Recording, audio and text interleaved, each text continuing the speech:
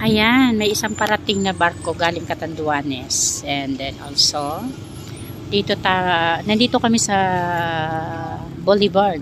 Yan, tinatawag nilang Boulevard. Pero, andoon sa may part doon sa kabila, yung duungan ng barko. Yan, from Catanduanes. And then dito, city to ng Tabaco City.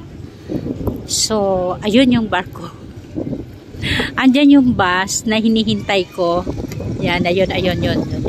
Saan ba yun? Ayun. Nawawala. Ayun. Ayan. Andun yung bus. May hinihintay ako dyan sa bus. So, malapit na siyang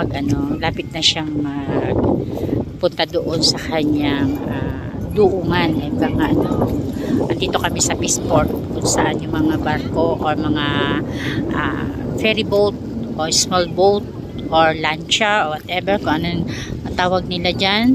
Kasi dito sa Bicol, tinatawag nila yan na lancha, yung mga small ferry boat.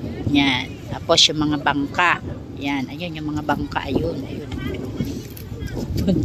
Pinturo. Ayan. Ayun. Yun. And then, dito po, hindi ho kasi ako familiar na masyado dito sa lugar na to. Pero 1992 I'm working here almost one year.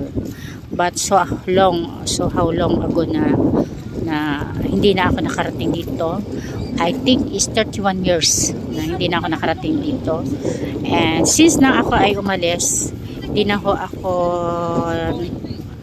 1992 till 1993, since nung the year na yan, hindi na ho ako nakabalik.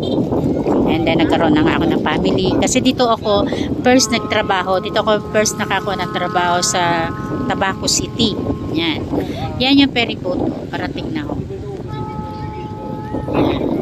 Itong pier na to, dati, wala pa siyang ganitong mga boulevard. Eka nga Yan. Yung bagang ang daming mga nagtatambay dito kasi presko nga ang simoy ng hangin.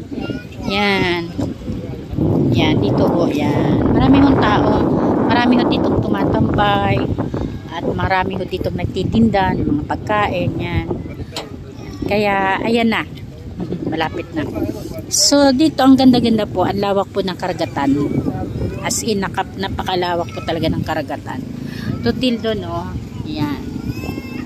Hindi ko po alam kung saan po ang biyahe po na itong isa. Kasi hindi po sa akin familiar po dito ang mga lugar na pumupunta pa po sa iba yung isla. Yun po yung isla na yun.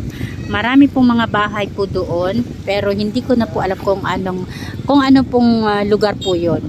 Kasi ang karamihan po dyan, pupunta po sila dito. Dito po sila namamalengke. Dito po sila bumibili ng mga pagkain nila. Pero mostly doon sa kabila, doon din po nanggagaling yung ibang mga tanim na mga gulay na dinudoon po, dinadala rin po dito sa market. So I think dito po ay talagang duungan po ng mga pasahero. Di ba? Tingnan mo nila. So, kaalis na ho kami. Bye-bye! Pinapakita ko lang ho yung itsura po ng Tabaco City na nag-improve. Dati wala pong ganito na boulevard. Yan. At ayun pa pala dun sa kabila, meron pa pala doon na ferry boat din nandoon, pero mga lancha lang yun, mga medyo maliliit lang yun. Yan. Kaya ayan may pa. Ayan meron pang parating Yan. Ayan parating pa. Ayan. Di makina po yan ferry boat na maliit. Ano ba yan? Ano ba tawag yan?